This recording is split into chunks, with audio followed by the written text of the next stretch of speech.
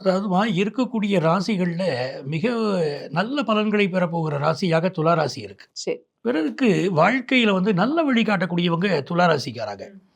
அப்படிப்பட்ட துலா ராசிக்காரர்களுக்கு அற்புதமான நேரம்மா இது. இதில இந்த குரு பகவானுடைய அனுக்கிரகம் இவர்கள் வாழ்க்கையில ரொம்ப உயர்வா கொண்டு வரப்போகுது.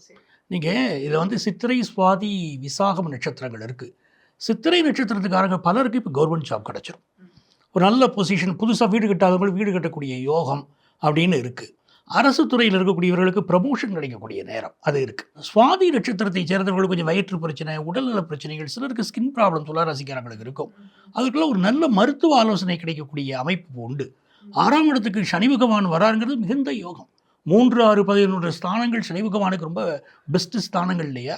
அங்கே 6ல் சனி வரும்போது நல்ல வேலை வாய்ப்பு கிடைக்கும். எதிரிகளை வெல்லக்கூடிய காலம் அவங்களுக்கு. விசாகம் நட்சத்திரத்தை சேர்ந்தவர்கள் குறிப்பாக மாணவர்களுக்கு பெரிய வெற்றி காத்திருக்கு. அந்த பாக்கியாதிபதி புதன் 3வது ஸ்தானத்தில் லாபாதிபதியோடு சேர்ந்திருக்காரு. அப்போ எஜுகேஷனில் ஒரு பெரிய வெற்றி விசாகம் நட்சத்திரத்தை சேர்ந்தவர்களுக்கு. அவங்க குடும்பத்திலேயும் நல்ல நிலை வரப்போகிறது. மனசு சந்தோஷமாக இருப்பாங்க. ஃபினான்ஷியலாக ரொம்ப நல்லா இருப்பாங்க. வெளிநாடு சென்று வரக்கூடிய யோகம்னு நிறைய யோகம் இருக்குது.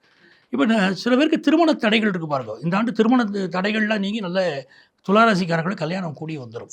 திருமண தடைகள் ரொம்ப இருக்குது, அப்படி வாழ்க்கையில் பிரச்சனை இருக்குதுன்னு நினைக்கிறவங்க என்ன பண்ணணும்னா, காஞ்சி காமாட்சியை சித்திரை நட்சத்திரத்தன்று வழிபடணும். அவளுக்கு அபிஷேகம் செய்து அலங்காரம் செய்து புடவை சார்த்தி சித்திரை நட்சத்திரத்தன்று வழிபட்டால் இவங்க வாழ்க்கை எதிர்பார்க்கிற காரியங்கள் அனுகூலமாக முடியும். ரொம்ப நல்லா இருக்கும் வாழ்க்கை.